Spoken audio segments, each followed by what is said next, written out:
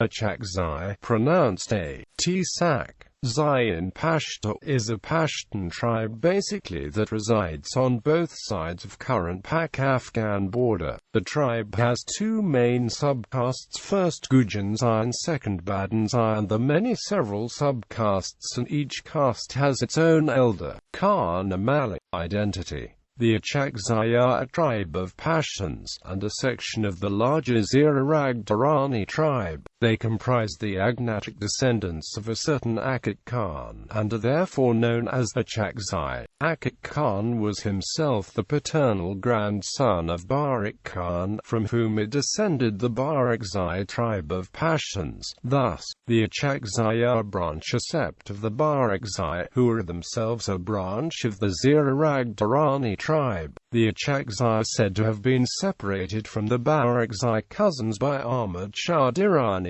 to reduce the formidable numbers of the latter. Regarding the internal divisions and clan organization of the tribe, they are mainly divided into two sub-tribes, namely, Gujanzai, Badinzai. A more comprehensive description of the lineage and internal clan organization is given in a later section. Territory. According to Elphinstone's 1814 work, the territory of the Achakzai tribe comprises the western half of Toba, almost the whole of the Khwaja Amran range, with territory in the Kadani plain and adjacent desert. Towards the northwest direction, they extend into the Mel Valley and Taktapul, and in scattered portions as far beyond Kandahar as Karkras. To the south they march with the Berchis, going as far down the Laura defiles as Silikach, and on the other side of the range to the Kerma hills. In the Kadani plain, they occupy the Kunchai and Baldak districts, as well as the whole skirt of the range up to the Naran hills beyond Marga Chamin.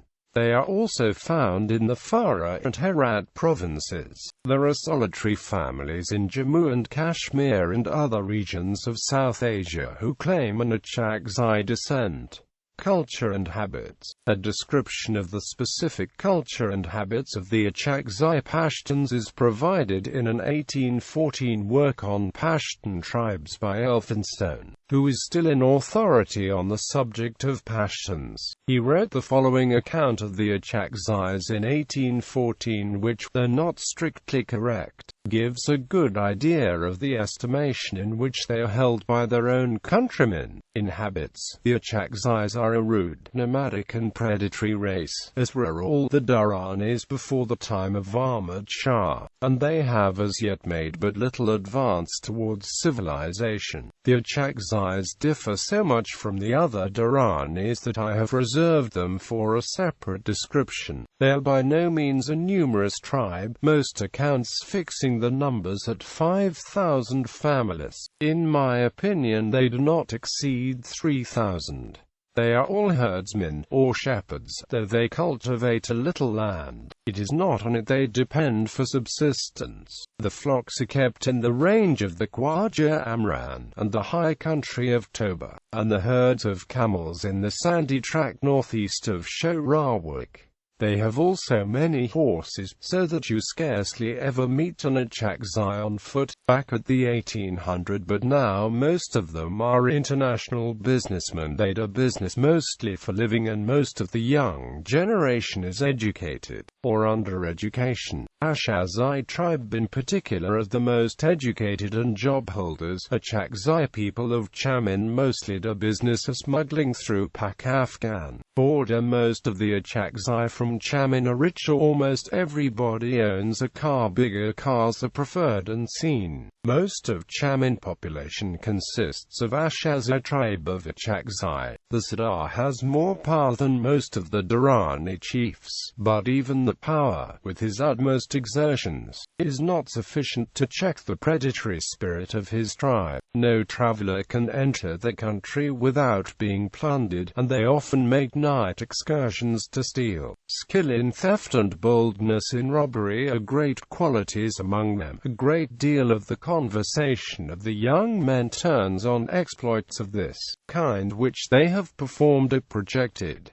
The robberies, however, are never aggravated by murder. The dress is that of the pastoral Diranis, but in winter they make their shirts and caps of felt, and wear trousers of cotton cloth. They wear their clothes unchanged for months, the beards unclipped, and the hair long and shaggy. They eat mutton and goat's flesh, but the principal food is grain and pistachio. They are not hospitable, they have no mosques, and seldom pray or trouble themselves about religion. The few mullahs they have say the prayers at home. The Diranis are generally hostile towards them, because an Achakzai named Pak-Afghan killed 12 Diranis in the reign of Ahmad Shah. They are said to make excellent soldiers. The talents, fidelity, and courage of a former Sardar Gulistan Khan Achakzai were long the support of Shah Shuja's cause, in defense of which he lost his life, and his justice and modernization are still gratefully remembered by the inhabitants of Peshawar and Kabul, who were at different times under his government. With regard to the religious feelings,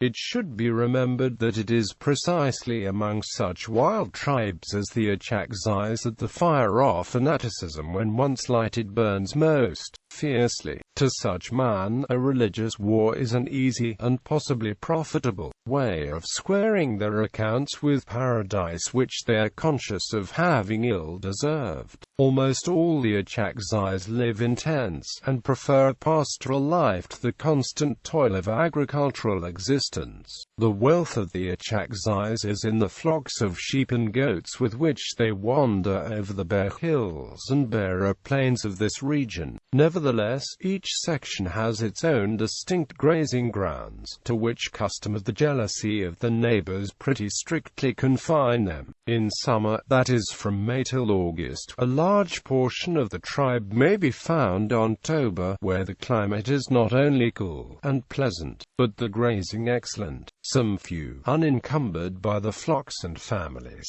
go earlier and return later, to sow and reap the corn lands, which appear to produce enough for the sustenance of the tribe throughout the year. In general, they hold very much aloof from the neighbors of other tribes, by whom they are not a little feared. The courage is, no doubt, equal to that of any other Pashtun clan, and it was well displayed in Brigadier General England's unfortunate engagement near Achakzai in 1842. In the autumn of 1880, when the British troops were besieged in Kandahar by Sardar Muhammad Ayub Khan, the Achakzais, excepting only the Achakzais under Paradin Khan, were all more or less openly hostile.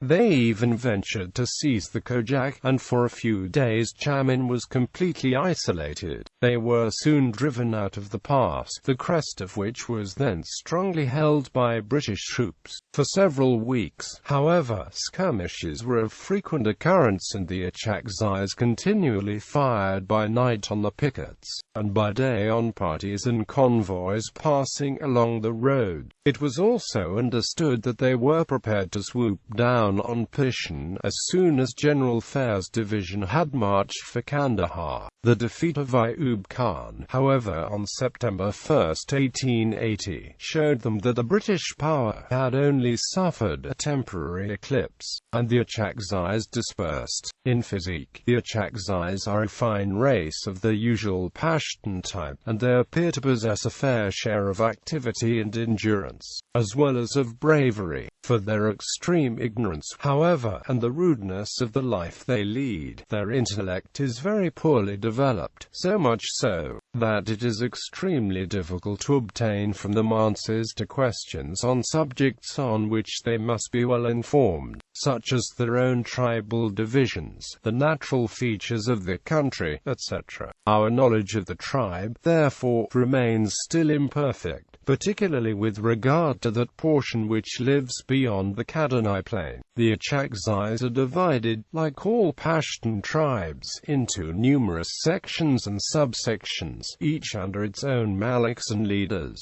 Nearly every section has on its hands one or two feuds with other sections, and so fiercely do the dissensions rage, that it is not uncommon for a section to give up certain grazing grounds, or perhaps quit the country altogether, in order to obtain the peace denied to it by its own neighbors and kinsmen. It follows from this that the tribe as a whole is very much disunited, and that even the fierce excitement of a jihad, or the hope of plundering a British camp, would not suffice to unite even a half of the whole fighting strength of the tribe. Lineage and clan organization. Achakzai was a grandson of Barak Khan, the progenitor of the Barakzais. He had, it appears, two sons, Gujan and Badin, and the tribe has thus two well-defined divisions composed of their descendants, and called respectively Gujanzais and Badinzais.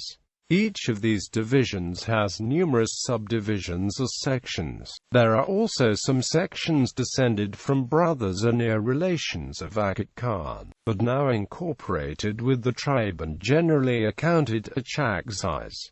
Gujan is said to have had 5 sons, viz. Ahmad, Salwal, Nasrat, Mali, and Usman. Asha was the wife of Salwal, and the Achakzais are said to have been named after Asha instead of after Salwal on account of Asha's superior intelligence. This account does not quite agree with McMahon's genealogical table given in Appendix A, Nasrat being shown there as a grandson of Achakzai. According to the same table, Nasrat had 8 sons: Adu, Ali, Matak, Arzu, Ahado, Ahmad Khan, Salah, Musa, and Katakutu. Most of these gave the respective names to a section, and there are other sections, mostly small and insignificant, who are either offshoots of the others, or are of collateral descent. The Badinzais, according to McMahon, have the following sections: Unazai, Shamsizai, Uzdanzai, Kakazai, Panazai, Bakarzai, Pralzai, Chamanai, Garabazai, Baralizai, Hassanzai, Ilazai, Badinzai. The subjoined table, compiled by the political agent, Quetta, 1895, will give a clearer idea of the organization of the tribe. Major Clifford estimated the Gujanzais at 4,995 families, and the Badinzais at 2,050 families, while the 1884 edition further states that, taken in fighting men, the whole strength of the Gujanzais appears to be somewhat less than 1,000, and that of the Badinzais not far short of 500. The tribe, however, is not only disunited but very widely scattered. About 1/4 of it is more or less directly connected with Pashtun. The Achakzais are poorly armed. It is doubtful whether there are more than 4,000 matchlocks in the tribe. In a memorandum on the Achakzai clan, written in the spring of 1879 by Major St. John, political officer at Kandahar, he says, "As usual in Afghanistan, the Achakzais have no recognized chief among themselves, but it appears to have been usual for the last 2 or 3 generations at least, to appoint one of a particular family heads of the Ahmadzai section to supervise the tribe on the part of the government, and probably to be responsible that the notoriously predatory propensities were kept within moderate bounds." Fatah Khan, the representative of the elder branch, is universally acknowledged in Kandahar to be without comparison the principal man of the tribe. He was for 5 years revenue commissioner of the province with the title of Halam. He is now in confinement at Kabul, and was not released with the other political prisoners for fear of his taking an active part in our favor at Kandahar. Of the junior branch there appear to be three principal subdivisions, descended from three of the numerous sons of Shadi Khan Azbegi, a nobleman of higher rank at the old Durrani court. About 60 years since a quarrel took place between the eldest and the youngest of these three, in which Muhammad Khan Achakzai, son of Shadi Khan Achakzai, and his sons lost his life at the hands of Abdullah Khan Achakzai, his younger brother, Haji Sabuland Khan, his son, and Salah Muhammad Khan, his other brother, were in Kandahar in 1839, and espoused the cause of the restored sak.Zai dynasty, of which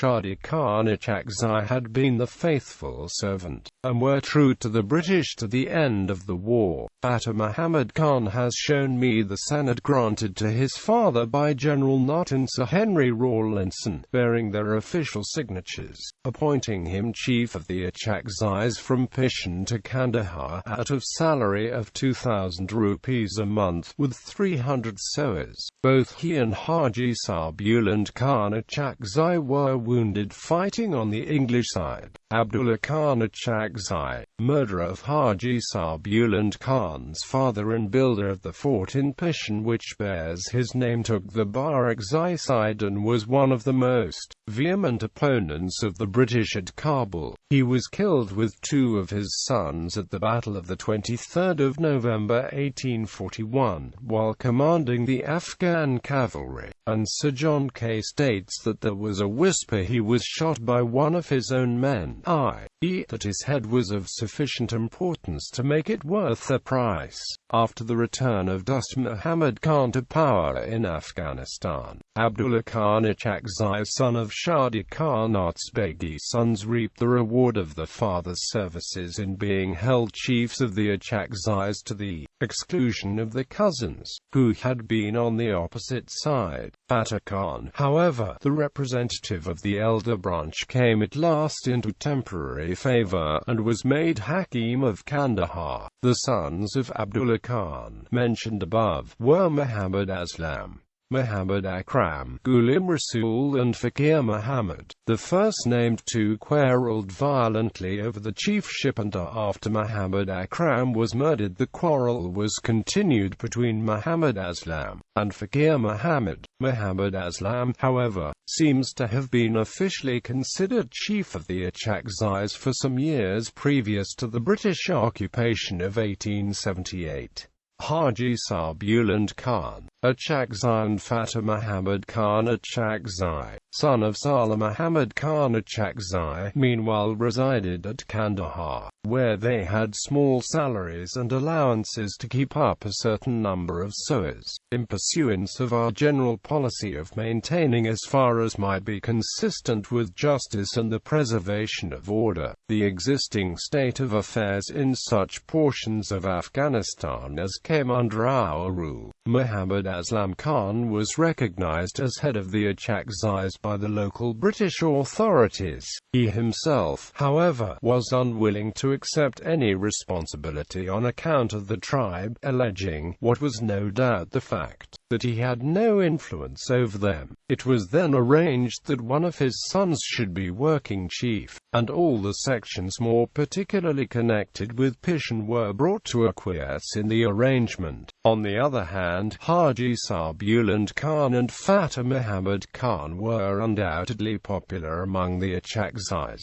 and possessed of a certain amount of power, testimony being unanimous in Kandahar as to the impossibility of coming to any satisfactory arrangement with the Achakzais on this side of the Kojak without Haji Sabuland Khan Achakzai. The Kandahar authorities decided that the latter should be considered chief of the Achakzais beyond Pishan. Haji Sabuland Khan Achakzai, however, did not care for service himself, but preferred the renewal of the old sanad in Fata Muhammad Khan's favor. To this effect, Fata Muhammad Khan was appointed chief of the Achakzais on the Kandahar side of Chamin, and placed in charge of the road with pay at the rate of R300 a month and allowance for 30 sowers. As, however, a great number of Achakzais oscillated between Toba and the Khwaja Amran in summer and the Kadani Plain in winter, It is obvious that by this arrangement different chiefs were made responsible for the same people at different times of the year. Fata Muhammad Khan died of cholera at Abdur Rahman Khan in July or August 1879, shortly after the above arrangements had been made. Haji Sarbiland Khan's son, Ghulam Yan, was then appointed to the nominal command of the levies, the real responsibility lying with Haji Sarbiland himself. It was found that Muhammad Aslam and his son were quite unable to manage the Achakzais, and after the troublous summer of 1880, Abdul Hamid Khan, son of Amir Buland Khan Achakzai and nephew of Haji Sarbuland Khan Achakzai, son of Yar Muhammad Khan Achakzai, was installed chief of the tribe, and took up his residence at Gulistan Keres, a part of which and of Anayatullah Keres belongs to the family. This arrangement was undoubtedly more satisfactory to the Achakzais than the previous one, and would no doubt have worked well, but on the abandonment of Kandahar in 1881, Haji Sarbuland Khan Achakzai and his family were too deeply committed to British interests to remain in the city. They therefore removed to Pishan, and Haji Sarbuland Khan Achakzai assumed the chiefship. Fateh Khan, the representative of the elder branch, took service with Amir Abdur Rahman Khan Achakzai and Taj Muhammad Khan Achakzai, son of Aslam Khan, did the same. The former took a prominent part in the events of September and October 1881, when Muhammad Ayub Khan was defeated by Abdur Rahman Khan under the walls of Old Kandahar. On the other hand, Sultan Khan Achakzai, brother of Fateh Khan Achakzai, sons of Anayatullah Khan Achakzai, and the surviving sons of Salah Muhammad, Shamsuddin and Jalaluddin, were partisans of Ayub and were with him at Herat. It is now necessary to add a few words concerning the Abdullah Khan Kala family. Fakir Muhammad died in 1878, but his quarrel with Muhammad Aslam was continued by the sons of both. The latter had 4 sons: Taj Muhammad, Nazar Muhammad, Shah Ahmad, and Amir Yan. Nazar Muhammad is dead, and the remaining 3 now live at Kala Abdullah. Fakir Muhammad also left 4 sons: Taj Muhammad, Saeed Muhammad, Dust Muhammad, and Piyar Muhammad. The first named is dead. The second lives at Kandahar, and the remaining 2 are employed in the bodyguard cavalry at Kabul. Ghulam Rasul and his 2 sons are dead. The only man of influence among the Achakzais not yet fully noticed is Salah Muhammad Khan Achakzai, a grandson of the Azbegi. He had no lands on the Pishan side, but was appointed head of the Achakzais after the imprisonment of Fateh Khan. Before he could leave Kandahar for Pishan, the war broke out and he fled with Mir Afzal to Farah. For thence he went to Herat, and finally returned to Kabul, where he died of cholera in the summer of 1879. He left a son, or grandson, named Wali Muhammad Khan, who resides at Kandahar. There are many other descendants of the Azbegi about Kandahar, but they are all among the northern Achakzais in Tiran, Dala, etc. Of the Achakzais found in the Herat province, there are, according to information supplied to Maitland in 1884, more than 1,100 families in the Sabzawa district alone, and also a considerable number go from Zamindawar and Kandahar to graze the flocks in the richly grassed country north of Oba. As regards the Farah province, Sahib Dad Khan, who travelled through Zamindawar and Girish in 1888, says the population of the Zamindawar district is almost entirely Alizai, but that Barakzais and Achakzais predominate in the Girish district. Notwithstanding this latter statement, his report gives but 200 families of Achakzais in Girish, as against a total population of about 4,500 families. It may be stated, however, that there are about 9,000 families of Alizais in Zamindawar, Gujara and about 700 in Naozad. But how many of these are Achakzais and how many belong to the so-called Panjpai branch of Thejaranis? There is nothing to show. Achakzai are also found in other parts of the Farah province. Lieutenant Ben mentions Ghulam Hyder Khan Achakzai, son of Usman Khan Achakzai, as chief of the Achakzais. Then Khan Sahib Lal Muhammad Khan Achakzai, son of Umair Khan Achakzai, nephew of Ghulam Hyder Khan Achakzai, as chief of the Achakzais in 1895.